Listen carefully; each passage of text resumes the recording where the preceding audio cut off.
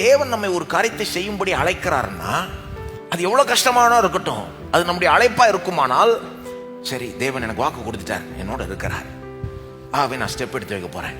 எவ்வளவு கஷ்டமா இருந்தா என்ன, எவ்வளவு எதிரிகள் இருந்தா என்ன, எவ்வளவு தடைகள் இருந்தா என்ன, உலகமே முடியாதுன்னு சொன்னா என்ன, நான் பைத்தியம் சொன்னா கூட என்ன, நான் அவரை விசுவாசி ஒரு ஸ்டெப் எடுத்து வைக்க போறேன் அப்படின்னு நீங்க ஸ்டெப் எடுத்து வச்சீங்கன்னா காரியங்கள் நடக்க தொடங்கும்.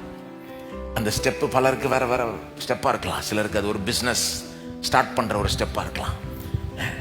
தடைகள் மத்தியில் ஒரு முயற்சி எடுங்க, ஒரு ஸ்டெப் எடுங்க.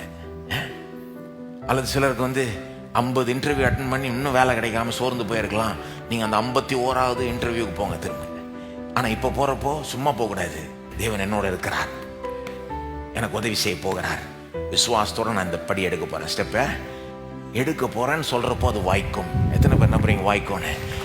வாக்கு தத்தத்தை அந்த விதத்துல ரியல் லைஃப் சூழ்நிலையில அதை யூஸ் பண்ணணும். யூஸ் பண்ணலன்னா அது நமக்கு பிரயோஜனமே கிடையாது. யார் வேணா சொல்லலாம், நான் இதை நம்புறேன், புரியுது எனக்கு, ஆமாம்மா தேவன் என்னோட இருக்கார், நம்புறேன். அதெல்லாம் சும்மா பேச்சு. கிரியை இல்லாத விசுவாசம் செத்தது.